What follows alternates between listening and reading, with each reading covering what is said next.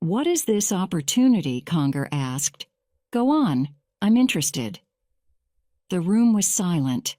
All faces were fixed on Conger, still in the drab prison uniform. The speaker leaned forward slowly. "Before you went to prison, your trading business was paying well. All illegal, all very profitable. Now you have nothing except the prospect of another 6 years in a cell." Conger scowled.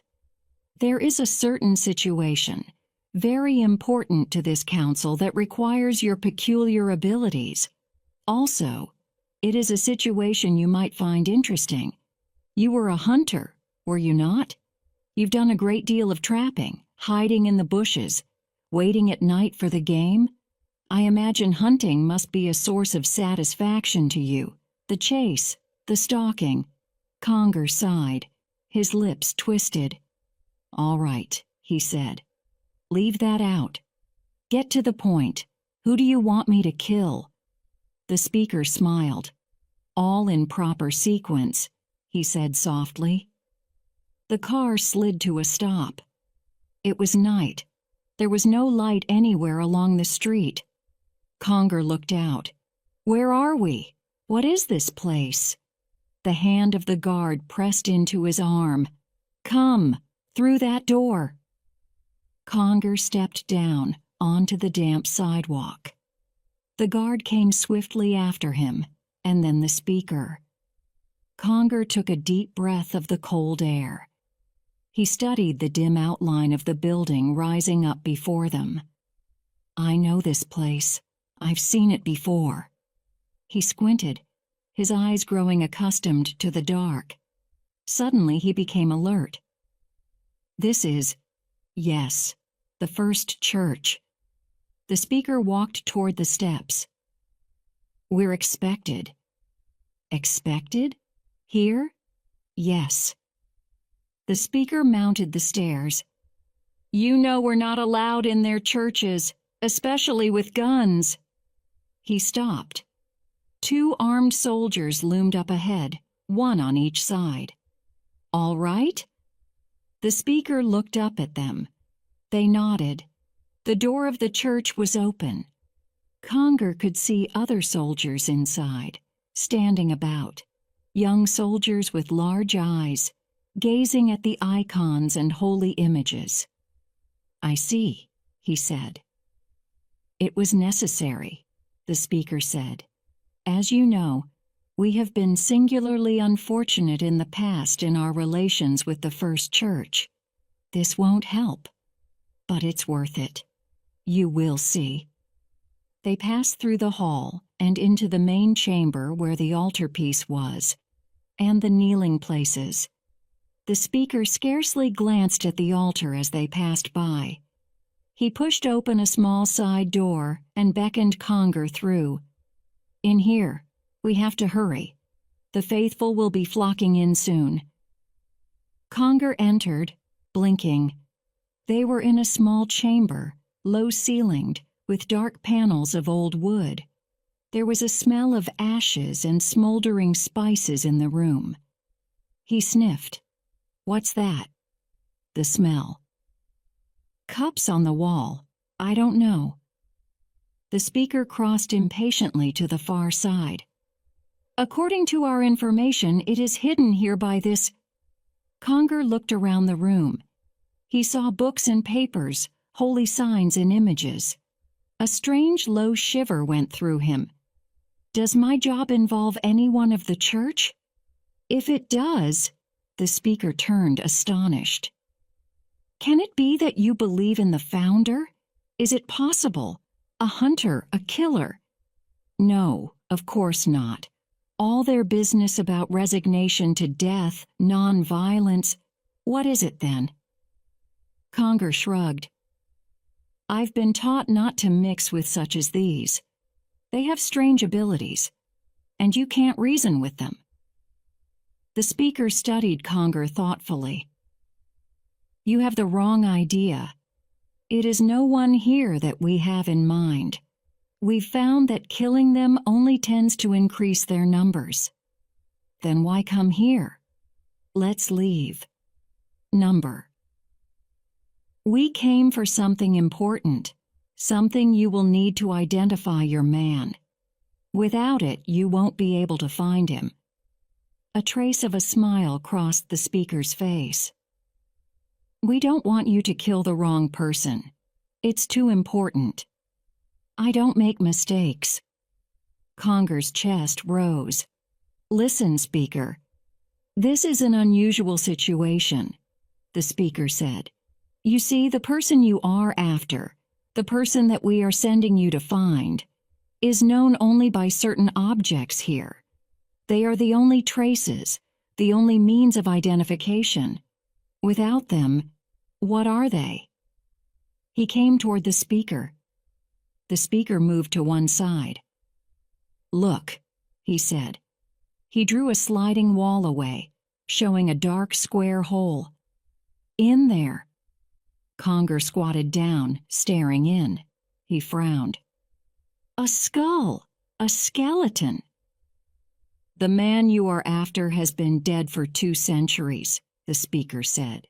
This is all that remains of him, and this is all you have with which to find him. For a long time, Conger said nothing. He stared down at the bones, dimly visible in the recess of the wall. How could a man dead centuries be killed? How could he be stalked, brought down? Conger was a hunter, a man who had lived as he pleased, where he pleased. He had kept himself alive by trading, bringing furs and pelts in from the provinces on his own ship, riding at high speed, slipping through the customs line around Earth. He had hunted in the great mountains of the moon. He had stalked through empty Martian cities. He had explored. The speaker said, "Soldier, take these objects and have them carried to the car. Don't lose any part of them." The soldier went into the cupboard, reaching gingerly, squatting on his heels. "It is my hope," the speaker continued softly to Conger, "that you will demonstrate your loyalty to us now. There are always ways for citizens to restore themselves, to show their devotion to their society. For you, I think this would be a very good chance. I seriously doubt that a better one will come. And for your efforts, there will be quite a restitution, of course." The 2 men looked at each other. Conger, thin, unkempt, the speaker immaculate in his uniform. "I understand you," Conger said. I understand this part, about the chance.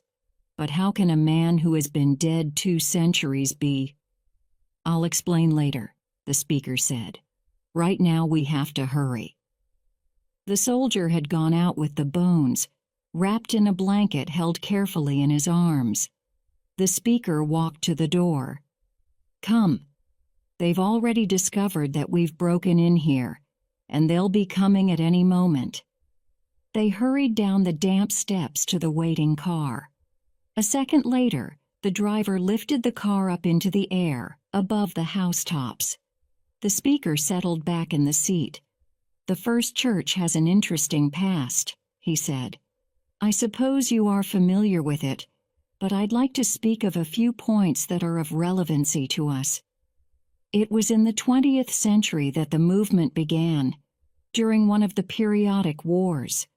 The movement developed rapidly, feeding on the general sense of futility, the realization that each war was breeding greater war, with no end in sight. The movement posed a simple answer to the problem. Without military preparations, weapons, there could be no war. And without machinery and complex scientific technocracy, there could be no weapons. The movement preached that you couldn't stop war by planning for it. They preached that man was losing to his machinery and science, that it was getting away from him, pushing him into greater and greater wars. "Down with society," they shouted. "Down with factories and science. A few more wars, and there wouldn't be much left of the world. The founder was an obscure person from a small town in the American Middle West. We don't even know his name. All we know is that one day he appeared, preaching a doctrine of nonviolence, non-resistance, no fighting, no paying taxes for guns, no research except for medicine. Live out your life quietly, tending your garden, staying out of public affairs, mind your own business, be obscure, unknown, poor, give away most of your possessions, leave the city. At least that was what developed from what he told the people. The car dropped down and landed on a roof. The founder preached this doctrine, or the germ of it. There's no telling how much the faithful have added themselves. The local authorities picked him up at once, of course. Apparently they were convinced that he meant it. He was never released. He was put to death, and his body buried secretly. It seemed that the cult was finished. The speaker smiled. Unfortunately, some of his disciples reported seeing him after the date of his death. The rumor spread. He had conquered death. He was divine. It took hold, grew, and here we are today, with a first church, obstructing all social progress, destroying society, sowing the seeds of anarchy. But the wars? Conger said. About them? The wars? Well, there were no more wars. It must be acknowledged that the elimination of war was the direct result of nonviolence practiced on a general scale. But we can take a more objective view of war today. What was so terrible about it? War had a profound selective value, perfectly in accord with the teachings of Darwin and Mendel and others. Without war, the mass of useless, incompetent mankind, without training or intelligence, is permitted to grow and expand unchecked. War acted to reduce their numbers. Like storms and earthquakes and droughts, it was nature's way of eliminating the unfit. Without war, the lower elements of mankind have increased all out of proportion. They threaten the educated few, those with scientific knowledge and training, the ones equipped to direct society. They have no regard for science or a scientific society based on reason. And this movement seeks to aid and abet them. Only when scientists are in full control can the... He looked at his watch and then kicked the car door open. I'll tell you the rest as we walk. They crossed the dark roof. Doubtless you now know whom those bones belong to, who it is that we are after. He has been dead just 2 centuries now, this ignorant man from the Middle West, this founder. The tragedy is that the authorities of the time acted too slowly. They allowed him to speak, to get his message across. He was allowed to preach, to start his cult. And once such a thing is underway, there's no stopping it. But what if he had died before he preached? What if none of his doctrines had ever been spoken? It took only a moment for him to utter them, that we know. They say he spoke just once, just one time. Then the authorities came, taking him away. He offered no resistance. The incident was small. The speaker turned to Conger. Small, but we're reaping the consequences of it today. They went inside the building. Inside, the soldiers had already laid out the skeleton on a table. The soldiers stood around it, their young faces intense. Conger went over to the table, pushing past them. He bent down, staring at the bones. So these are his remains, he murmured. The founder. The church has hidden them for 2 centuries. Quite so, the speaker said. But now we have them. Come along down the hall. They went across the room to a door. The speaker pushed it open. Technicians looked up. Conger saw machinery, whirring and turning, benches and retorts. In the center of the room was a gleaming crystal cage. The speaker handed a slim gun to Conger. The important thing to remember is that the skull must be saved and brought back, for comparison and proof. Aim low, at the chest. Conger weighed the gun in his hands. "It feels good," he said. "I know this gun. That is, I've seen them before, but I never used one." The speaker nodded. "You will be instructed on the use of the gun and the operation of the cage. You will be given all data we have on the time and location." The exact spot was a place called Hudson's Field, about 1960, in a small community outside Denver, Colorado. And don't forget, the only means of identification you will have will be the skull.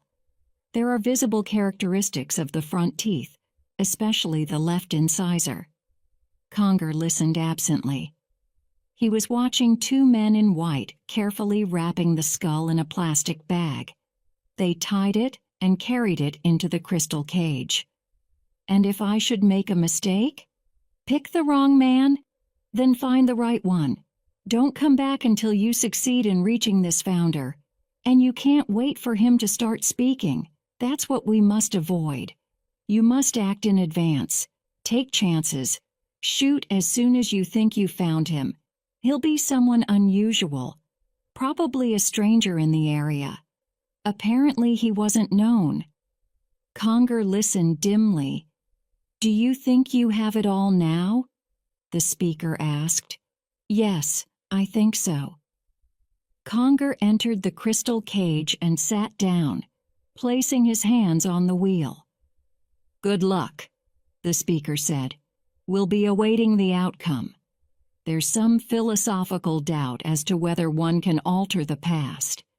This should answer the question once and for all." Conger fingered the controls of the cage. "By the way," the speaker said, "don't try to use this cage for purposes not anticipated in your job. We have a constant trace on it. If we want it back, we can get it back. Good luck." Conger said nothing. The cage was sealed. He raised his finger and touched the wheel control. He turned the wheel carefully. He was still staring at the plastic bag when the room outside vanished. For a long time, there was nothing at all. Nothing beyond the crystal mesh of the cage. Thoughts rushed through Conger's mind, helter-skelter. How would he know the man? How could he be certain, in advance? What had he looked like? What was his name? How had he acted before he spoke? Would he be an ordinary person or some strange, outlandish crank? Conger picked up the slim gun and held it against his cheek. The metal of the gun was cool and smooth. He practiced moving the sight. It was a beautiful gun, the kind of gun he could fall in love with. If he had owned such a gun in the Martian desert, on the long nights when he had lain, cramped and numbed with cold, waiting for things that moved through the darkness, he put the gun down and adjusted the meter readings of the cage. The spiraling mist was beginning to condense and settle. All at once forms wavered and fluttered around him. Colors, sounds, movements filtered through the crystal wire. He clamped the controls off and stood up. He was on a ridge overlooking a small town. It was high noon. The air was crisp and bright. A few automobiles moved along a road. Off in the distance were some level fields. Conger went to the door and stepped outside. He sniffed the air. Then he went back into the cage. He stood before the mirror over the shelf, examining his features. He had trimmed his beard. They had not got him to cut it off, and his hair was neat.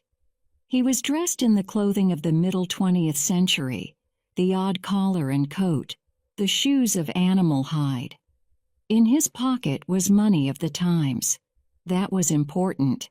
Nothing more was needed. Nothing except his ability, his special cunning. But he had never used it in such a way before. He walked down the road toward the town. The first things he noticed were the newspapers on the stands. April 5th, 1961. He was not too far off. He looked around him. There was a filling station, a garage, some taverns, and a 10-cent store. Down the street was a grocery store and some public buildings. A few minutes later, he mounted the stairs of the little public library and passed through the doors into the warm interior. The librarian looked up, smiling. "Good afternoon," she said. He smiled, not speaking because his words would not be correct. Accented and strange, probably. He went over to a table and sat down by a heap of magazines. For a moment he glanced through them. Then he was on his feet again. He crossed the room to a wide rack against the wall. His heart began to beat heavily. Newspapers, weeks on end. He took a roll of them over to the table and began to scan them quickly. The print was odd, the letters strange. Some of the words were unfamiliar. He set the papers aside and searched farther. At last he found what he wanted. He carried the Cherrywood Gazette to the table and opened it to the first page. He found what he wanted. Prisoner hangs self an unidentified man, held by the county sheriff's office for suspicion of criminal syndicalism, was found dead this morning by... He finished the item. It was vague, uninforming. He needed more. He carried the Gazette back to the racks and then, after a moment's hesitation, approached the librarian. "More?" he asked. "More papers? Old ones?" She frowned. "How old? Which papers?" "Months old, and before." "Of the Gazette, this is all we have. What did you want? What are you looking for? Maybe I can help you." He was silent. "You might find older issues at the Gazette office," the woman said, taking off her glasses. "Why don't you try there? But if you'd tell me, maybe I could help you." He went out. The Gazette office was down a side street. The sidewalk was broken and cracked. He went inside. A heater glowed in the corner of the small office. A heavy-set man stood up and came slowly over to the counter. "What did you want, mister?" he said. "Old papers. A month, or more." "To buy?" "You want to buy them?" "Yes." He held out some of the money he had. The man stared. "Sure," he said. "Sure. Wait a minute." He went quickly out of the room. When he came back, he was staggering under the weight of his armload, his face red. "Here are some," he grunted. "Took what I could find. Covers the whole year. And if you want more..." Conger carried the papers outside. He sat down by the road and began to go through them. What he wanted was 4 months back, in December. It was a tiny item, so small that he almost missed it. His hands trembled as he scanned it, using the small dictionary for some of the archaic terms. Man arrested for unlicensed demonstration. An unidentified man who refused to give his name was picked up in Cooper Creek by special agents of the sheriff's office, according to Sheriff Duff. It was said the man was recently noticed in this area and had been watched continually. It was Cooper Creek, December 1960. His heart pounded. That was all he needed to know. He stood up, shaking himself, stamping his feet on the cold ground. The sun had moved across the sky to the very edge of the hills. He smiled. Already he had discovered the exact time and place. Now he needed only to go back, perhaps to November, to Cooper Creek. He walked back through the main section of town, past the library, past the grocery store. It would not be hard. The hard part was over. He would go there, rent a room, prepare to wait until the man appeared. He turned the corner. A woman was coming out of a doorway, loaded down with packages. Conger stepped aside to let her pass. The woman glanced at him. Suddenly her face turned white. She stared, her mouth open. Conger hurried on. He looked back. What was wrong with her? The woman was still staring. She had dropped the packages to the ground. He increased his speed. He turned a second corner and went up a side street. When he looked back again, the woman had come to the entrance of the street and was starting after him. A man joined her, and the two of them began to run toward him. He lost them and left the town, striding quickly, easily, up into the hills at the edge of town. When he reached the cage, he stopped. What had happened? Was it something about his clothing? His dress? He pondered. Then, as the sun set, he stepped into the cage. Conger sat before the wheel. For a moment he waited, his hands resting lightly on the control. Then he turned the wheel, just a little, following the control readings carefully. The grayness settled down around him, but not for very long. The man looked him over critically. "You better come inside," he said. "Out of the cold." "Thanks." Conger went gratefully through the open door, into the living room. It was warm and close from the heat of the little kerosene heater in the corner. A woman, large and shapeless in her flowered dress, came from the kitchen. She and the man studied him critically. "It's a good room," the woman said. "I'm Mrs. Appleton. It's got heat. You need that this time of year." "Yes." He nodded, looking around. "You want to eat with us?" "What? You want to eat with us?" The man's brows knitted. "You're not a foreigner, are you, mister?" "No." He smiled. "I was born in this country, quite far west, though." "California?" "No." He hesitated. "In Oregon." "What's it like up there?" Mrs. Appleton asked. "I hear there's a lot of trees and green.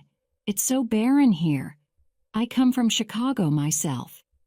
"That's the Middle West," the man said to her. "You ain't no foreigner." "Oregon isn't foreign either," Conger said. "It's part of the United States." The man nodded absently. He was staring at Conger's clothing. "That's a funny suit you got on, mister," he said. "Where'd you get that?" Conger was lost. He shifted uneasily. "It's a good suit," he said. "Maybe I better go some other place, if you don't want me here." They both raised their hands protestingly. The woman smiled at him. "We just have to look out for those Reds. You know, the government is always warning us about them." "The Reds?"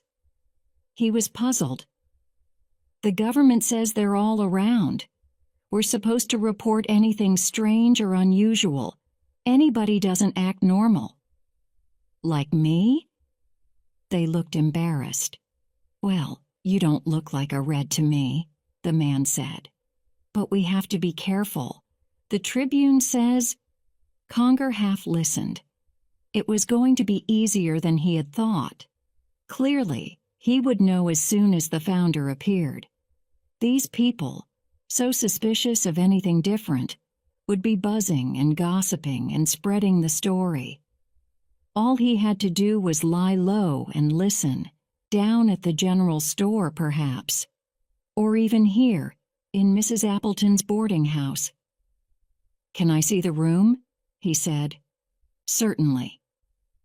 Mrs. Appleton went to the stairs. "I'll be glad to show it to you." They went upstairs.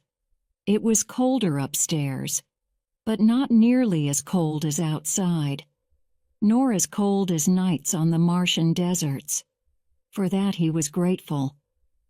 He was walking slowly around the store, looking at the cans of vegetables, the frozen packages of fish and meats, shining and clean in the open refrigerator counters. Ed Davies came toward him. "Can I help you?" he said. The man was a little oddly dressed, and with a beard. Ed couldn't help smiling. "Nothing," the man said in a funny voice. "Just looking." "Sure," Ed said. He walked back behind the counter. Mrs. Hackett was wheeling her cart up. "Who's he?" she whispered, her sharp face turned, her nose moving, as if it were sniffing. "I never seen him before." "I don't know." "Looks funny to me. Why does he wear a beard? No one else wears a beard. Must be something the matter with him." "Maybe he likes to wear a beard. I had an uncle who—" "Wait." Mrs. Hackett stiffened. "Didn't that— What was his name? That old one. Didn't he have a beard? Marks. He had a beard." Ed laughed. "This ain't Karl Marx. I saw a photograph of him once." Mrs. Hackett was staring at him. "You did?" "Sure." He flushed a little. "What's the matter with that?" "I'd sure like to know more about him," Mrs. Hackett said. "I think we ought to know more, for our own good. Hey, mister! Want a ride?" Conger turned quickly, dropping his hand to his belt. He relaxed. 2 young kids in a car, a girl and a boy. He smiled at them. "A ride? Sure." Conger got into the car and closed the door. Bill Willett pushed the gas, and the car roared down the highway. "I appreciate a ride," Conger said carefully. "I was taking a walk between towns, but it was farther than I thought." "Where are you from?" Laura Hunt asked. She was pretty, small and dark, in her yellow sweater and blue skirt. "From Cooper Creek." "Cooper Creek?" Bill said. He frowned. "That's funny. I don't remember seeing you before." "Why, do you come from there?" "I was born there. I know everybody there." "I just moved in from Oregon." "From Oregon?" "I didn't know Oregon people had accents." "Do I have an accent?" "You use words funny." "How?" "I don't know. Doesn't he, Laura?" "You slur them," Laura said, smiling. "Talk some more. I'm interested in dialects." She glanced at him, white-teethed. Conger felt his heart constrict. "I have a speech impediment." "Oh." Her eyes widened. "I'm sorry." They looked at him curiously as the car purred along. Conger, for his part, was struggling to find some way of asking them questions without seeming curious. "I guess people from out of town don't come here much," he said. "Strangers?" "No." Bill shook his head. "Not very much." "I'll bet I'm the first outsider for a long time." "I guess so." Conger hesitated. "A friend of mine, someone I know, might be coming through here. Where do you suppose I might—" He stopped. "Would there be anyone certain to see him? Someone I could ask? Make sure I don't miss him if he comes?" They were puzzled. "Just keep your eyes open. Cooper Creek isn't very big." That's right." They drove in silence. Conger studied the outline of the girl. Probably she was the boy's mistress. Perhaps she was his trial wife. Or had they developed trial marriage back so far? He could not remember. But surely such an attractive girl would be someone's mistress by this time. She would be 16 or so, by her looks. He might ask her sometime, if they ever met again. The next day, Conger went walking along the one main street of Cooper Creek. He passed the general store, the 2 filling stations, and then the post office. At the corner was the soda fountain. He stopped. Laura was sitting inside, talking to the clerk. She was laughing, rocking back and forth. Conger pushed the door open. Warm air rushed around him. Laura was drinking hot chocolate with whipped cream. She looked up in surprise as he slid into the seat beside her. "I beg your pardon," he said. "Am I intruding?" "No."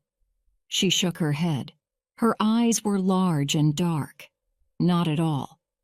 The clerk came over. "What do you want?" Conger looked at the chocolate. "Same as she has." Laura was watching Conger, her arms folded, elbows on the counter. She smiled at him. "By the way, you don't know my name, Laura Hunt." She was holding out her hand. He took it awkwardly, not knowing what to do with it. "Conger is my name," he murmured. "Conger? Is that your last or first name?" "Last or first?" He hesitated. "Last. Omar Conger." "Omar?" She laughed. "That's like the poet, Omar Khayyam." "I don't know of him. I know very little of poets. We restored very few works of art. Usually only the church has been interested enough." He broke off. She was staring. He flushed. "Where I come from," he finished. "The church?" "Which church do you mean?" "The church." He was confused. The chocolate came, and he began to sip it gratefully. Laura was still watching him. "You're an unusual person," she said. "Bill didn't like you, but he never likes anything different. He's so prosaic. Don't you think that when a person gets older, he should become broadened in his outlook?" Conger nodded. "He says foreign people ought to stay where they belong, not come here. But you're not so foreign.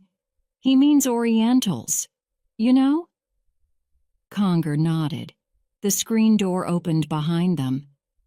Bill came into the room. He stared at them. "Well?" he said. Conger turned. "Hello." "Well?" Bill sat down. "Hello, Laura?" He was looking at Conger. "I didn't expect to see you here." Conger tensed. He could feel the hostility of the boy. Something wrong with that? Nothing wrong with it. There was silence. Suddenly Bill turned to Laura. "Come on, let's go." "Go?" She was astonished. "Why? Just go." He grabbed her hand. "Come on." "The car's outside." "Why Bill Willett?" Laura said. "You're jealous." "Who is this guy?" Bill said. "Do you know anything about him? Look at him, his beard." She flared. "So what?" "Just because he doesn't drive a Packard and go to Cooper High." Conger sized the boy up. He was big and strong. Probably he was part of some civil control organization. "Sorry," Conger said. "I'll go." "What's your business in town?" Bill asked. "What are you doing here? Why are you hanging around Laura?" Conger looked at the girl. He shrugged. "No reason. I'll see you later." He turned away and froze. Bill had moved. Conger's fingers went to his belt. "Half pressure," he whispered to himself. "No more. Half pressure." He squeezed. The room leaped around him. He himself was protected by the lining of his clothing, the plastic sheathing inside. My God! Laura put her hands up. Conger cursed. He hadn't meant any of it for her. But it would wear off. There was only a half amp to it. It would tingle, and paralyze. He walked out the door without looking back. He was almost to the corner when Bill came slowly out, holding onto the wall like a drunken man. Conger went on. As Conger walked, restless in the night, a form loomed in front of him. He stopped, holding his breath. "Who is it?" a man's voice came. Conger waited, tense. "Who is it?" the man said again. He clicked something in his hand. A light flashed. Conger moved. "It's me," he said. "Who is me?" "Conger is my name. I'm staying at the Appletons' place. Who are you?" The man came slowly up to him. He was wearing a leather jacket. There was a gun at his waist. "I'm Sheriff Duff. I think you're the person I want to talk to. You were in Bloom's today about 3 o'clock?" "Bloom's?" "The fountain, where the kids hang out." Duff came up beside him, shining his light into Conger's face. Conger blinked. "Turn that thing away," he said. A pause. "All right." The light flickered to the ground. "You were there. Some trouble broke out between you and the Willett boy." "Is that right? You had a beef over his girl." "We had a discussion," Conger said carefully. "Then what happened? Why?" "I'm just curious. They say you did something." "Did something? Did what?" "I don't know. That's what I'm wondering. They saw a flash, and something seemed to happen. They all blacked out. Couldn't move." "How are they now?" "All right." There was silence. "Well," Duff said. "What was it? A bomb?" "A bomb?" Conger laughed. My cigarette lighter caught fire. There was a leak, and the fluid ignited." "Why did they all pass out?" "Fumes." Silence. Conger shifted, waiting. His fingers moved slowly toward his belt. The sheriff glanced down. He grunted. "If you say so," he said. "Anyhow, there wasn't any real harm done." He stepped back from Conger. "And that Willett is a troublemaker." "Good night, then," Conger said. He started past the sheriff. "One more thing, Mr. Conger, before you go. You don't mind if I look at your identification, do you?" Not at all." Conger reached into his pocket. He held his wallet out. The sheriff took it and shined his flashlight on it.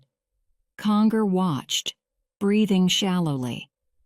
They had worked hard on the wallet, studying historic documents, relics of the times, all the papers they felt would be relevant.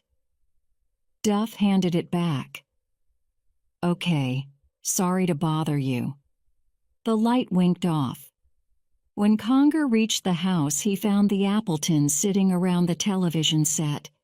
They did not look up as he came in. He lingered at the door. "Can I ask you something?" he said. Mrs. Appleton turned slowly. "Can I ask you, what's the date?" "The date?" She studied him. "The 1st of December." "December 1st? Why, it was just November." They were all looking at him. Suddenly, he remembered. In the 20th century, they still used the old 12-month system. November fed directly into December. There was no quartember between. He gasped. Then it was tomorrow. The 2nd of December. Tomorrow. "Thanks," he said. "Thanks." He went up the stairs. What a fool he was, forgetting. The founder had been taken into captivity on the 2nd of December, according to the newspaper records. Tomorrow, only 12 hours hence, the founder would appear to speak to the people and then be dragged away. The day was warm and bright. Conger's shoes crunched the melting crust of snow. On he went, through the trees heavy with white. He climbed a hill and strode down the other side, sliding as he went. He stopped to look around. Everything was silent. There was no one in sight. He brought a thin rod from his waist and turned the handle of it.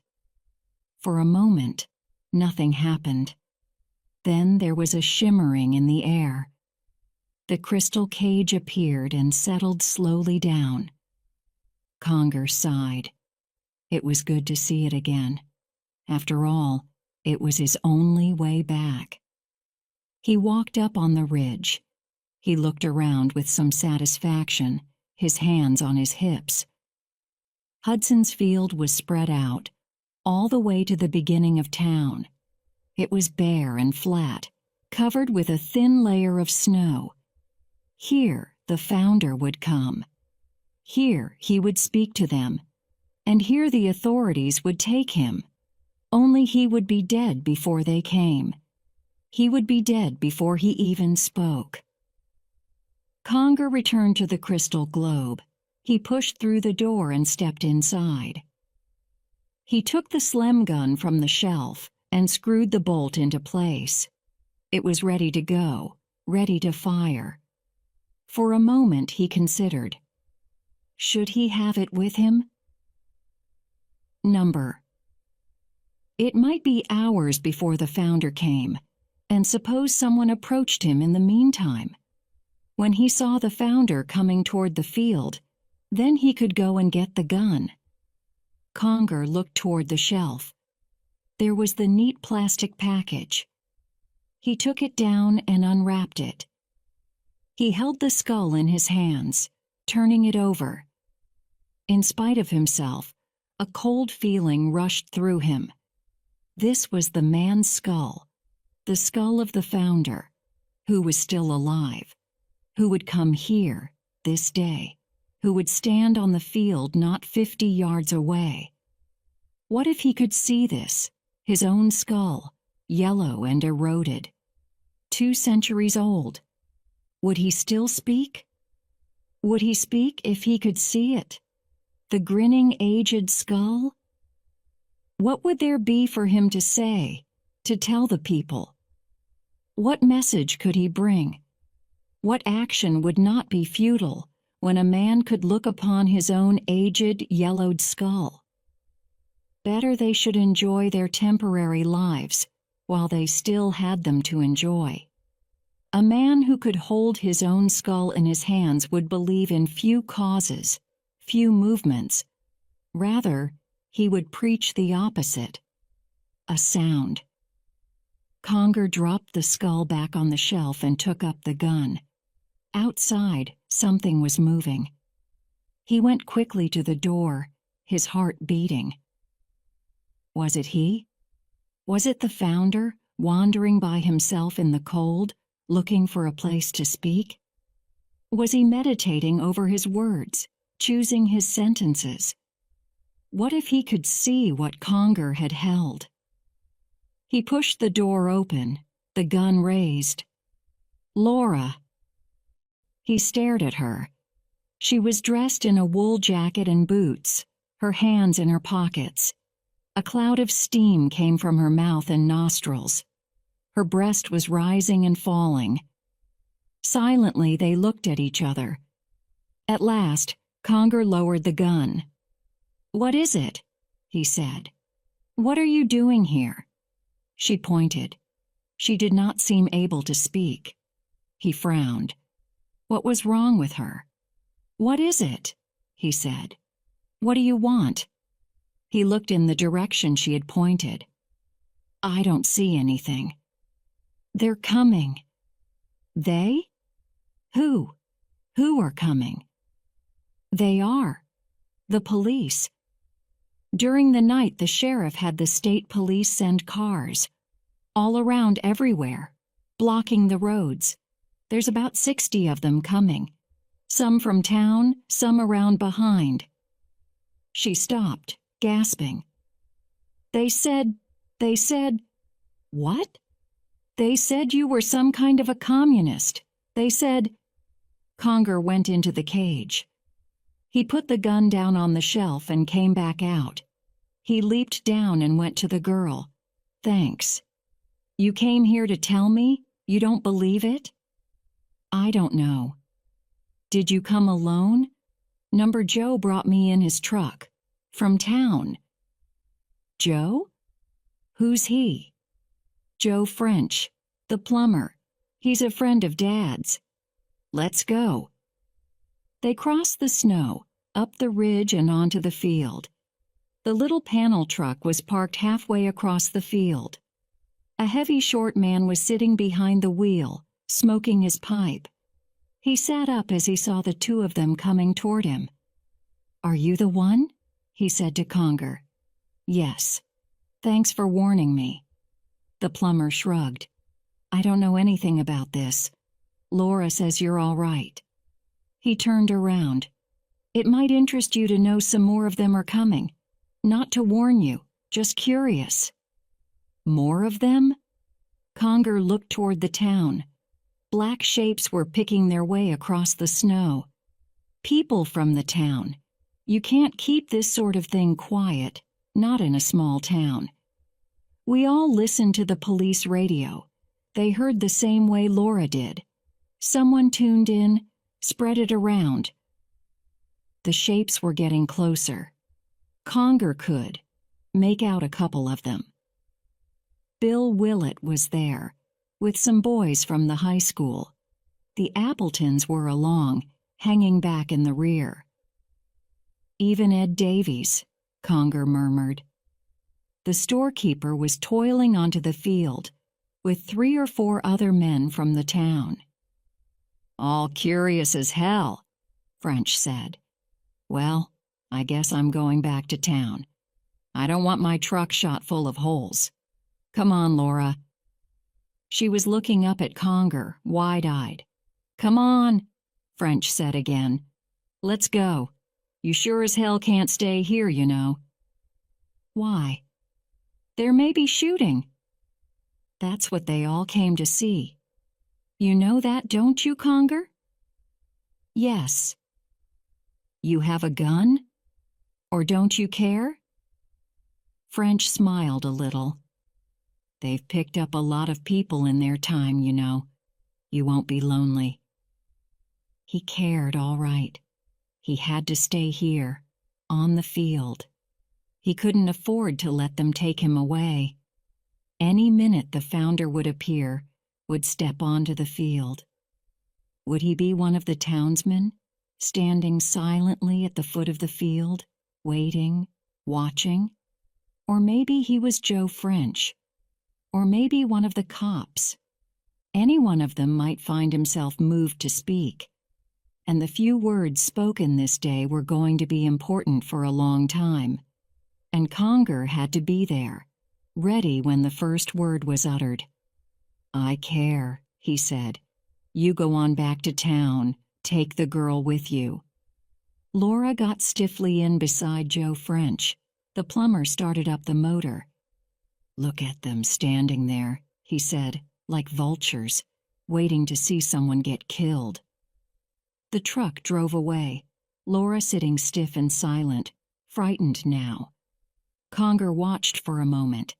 Then he dashed back into the woods, between the trees, toward the ridge. He could get away, of course. Anytime he wanted to, he could get away. All he had to do was to leap into the crystal cage and turn the handles. But he had a job, an important job.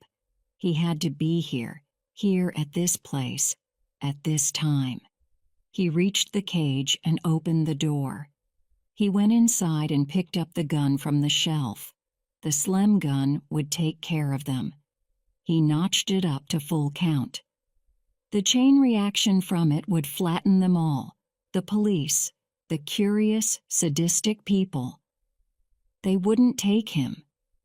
Before they got him, all of them would be dead. He would get away. He would escape. By the end of the day, they would all be dead, if that was what they wanted, and he saw the skull. Suddenly he put the gun down. He picked up the skull. He turned the skull over. He looked at the teeth. Then he went to the mirror. He held the skull up, looking in the mirror. He pressed the skull against his cheek. Beside his own face, the grinning skull leered back at him, beside his skull, against his living flesh. He bared his teeth, and he knew. It was his own skull that he held. He was the one who would die. He was the founder.